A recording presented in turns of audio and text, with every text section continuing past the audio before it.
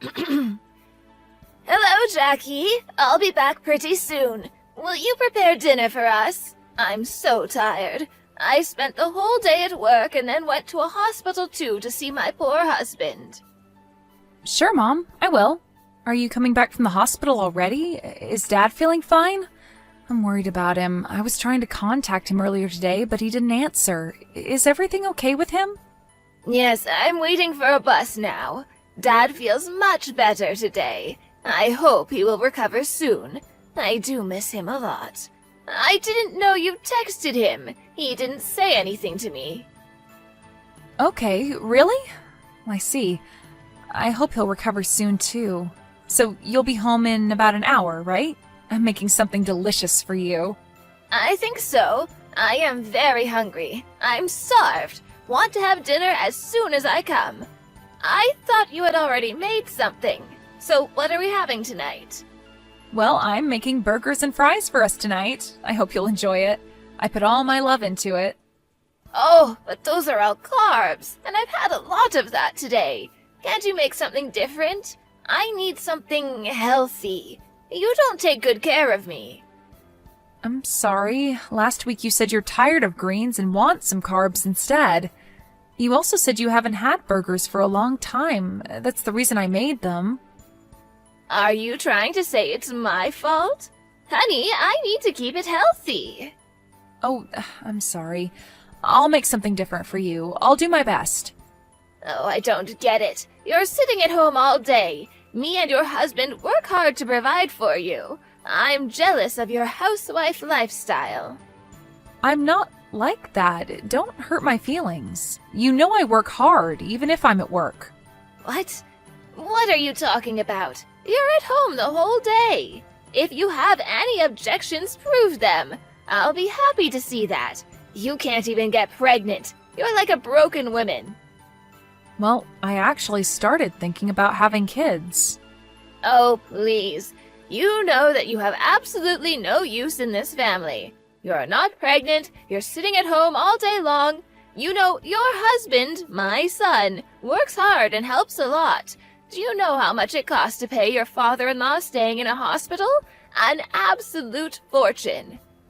But you know I do my best to take care of you and my husband. I clean the house, I cook, I try really hard. But don't you think that those are your natural responsibilities? I mean, you should do something more than that. Work or at least give birth to a child. I really don't understand why my son got married to you. He should have chosen a woman with better health. Please don't talk like that. I didn't do anything wrong. You know I love your son very much, and I do a lot to take care of you and my husband. Oh, what are you talking about? Since your father-in-law stay in the hospital and my son offered to stay with you both, I don't have any other choice. But I'm really not happy to see your face around. I'm sorry. Oh, please don't be sorry. By the way, you should visit my husband in the hospital as soon as possible. You know, the doctor said he doesn't feel very well. He doesn't have a lot of time left. Oh, my poor husband. Really? I didn't know that.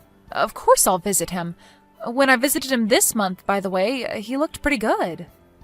He always pretends that he feels well when somebody visits him, so now you know. Oh, I see. Well, I'm planning to go to the hospital very soon.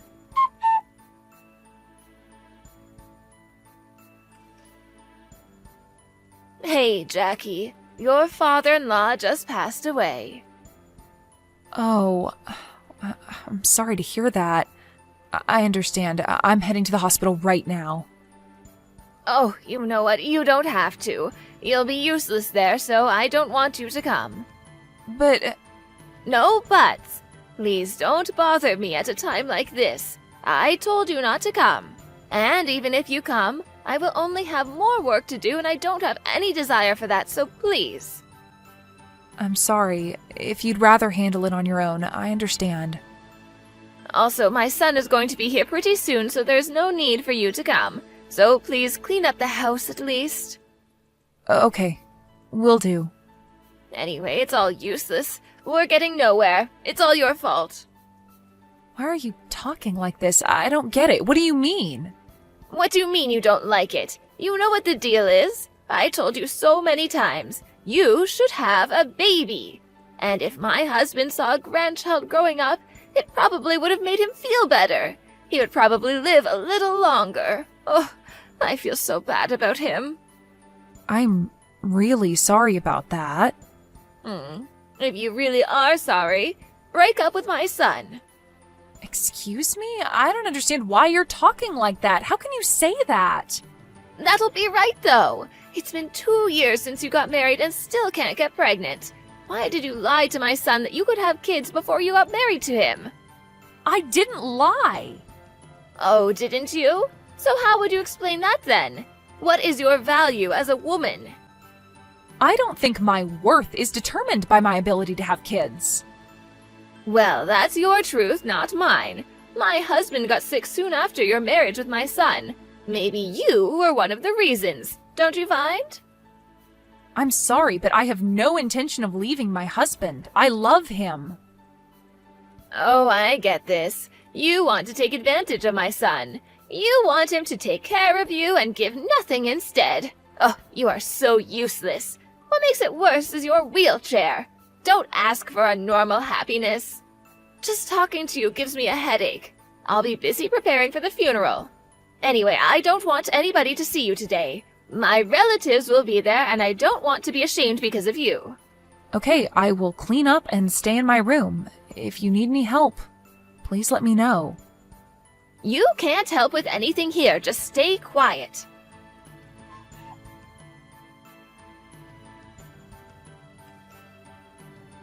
Hey, Jackie, what have you done? My relatives are now angry with you. Why don't you think about your future? Why? It's you who hid my wheelchair. You're the one to blame, and you know that. Where did you put my wheelchair? What are you talking about?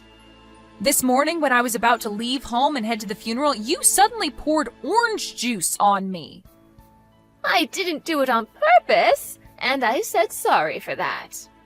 Yes, you did, and when I went to my room to change a dress, you intentionally put it somewhere so I couldn't find it when I came back.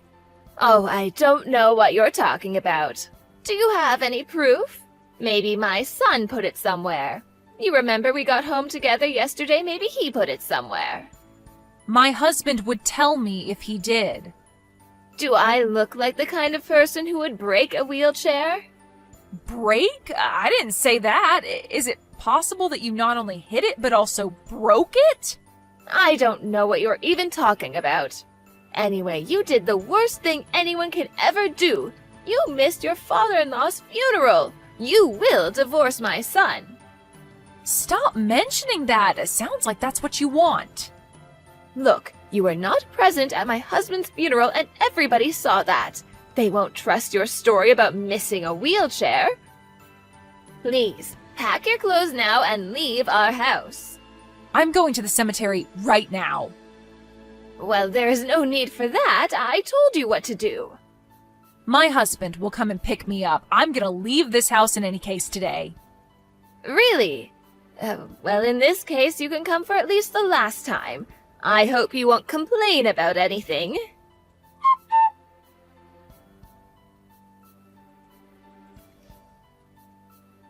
Oh, Jackie, hello. My son has left home, hasn't he? Yes, he has. What's up? Listen, Jackie, my son told me something. You were paying for my husband's treatment. Is that true? Yes, it is. Why? I didn't know about that. Were you saving the money? That was a total shock for me. Yes, I was. With a body like this, with my disability, I figured I need to find a way to earn money. I learned a lot about investing when I was in college, and since then I was saving money. Why didn't you tell me anything? In that case, I would not have behaved like that. I was hoping you would improve all the way through my father-in-law's illness. It was a tough time for you both, and I thought you would reevaluate everything. I thought you would feel better if you knew that my husband was paying for everything. Oh, I didn't know anything about that. That sounds like an excuse. You can just say sorry. I wanted to pay, so don't worry about that anymore. Oh, Jackie, I will appreciate you so much more now. Please come back home. You know how my son cares about me. He will be very upset if you both leave me alone. No, he won't. That's not true. He's not worried about anything. By the way, he is still pretty mad at you. Is he? But why? Oh, don't you know the reason? Have you already forgotten that you broke my wheelchair and threw it away? Oh, Jackie, something was wrong with me that time. You know, my husband had just passed away. I was very sad, so I took out all my sadness and frustration on you. I don't get it. How can you be so mad at somebody when you lose somebody who was very close to you? You hurt the people around you. I mean, I understand your feelings, but I still don't understand why you wanted me to divorce your son. That wasn't nice. I'm so sorry. What are you apologizing for? For the things I said and did to you, and for my husband's funeral. It was all my fault you were not there. I did something really stupid. I totally understand that. Oh, okay. I understand now. I accept your apology. Do you? Will you forgive me? No, I do understand you, but I won't forgive you. I don't really care now, to tell you the truth. It doesn't matter anymore. Oh, but please. Now, when you both have left, I realize how much I love you both. I wasn't right, I admit that. But I realized it was my fault. It's really hard for me to live alone in a house where my husband and I live together. Even if you say that, really, I don't want to have the heart-to-heart conversations with you anymore. Let's just stop it. But we were getting along with each other pretty well, right? The food you made was delicious, and I appreciate your cleaning up the house. We were good together. Just give me another chance, please. As far as I remember, you were only complaining about everything all the time. But as far as you realized that I have money, you changed your attitude, didn't you? But Jackie, please, let's live together again. Now, I will take care of everything. You don't have to cook or clean up anymore. You know what?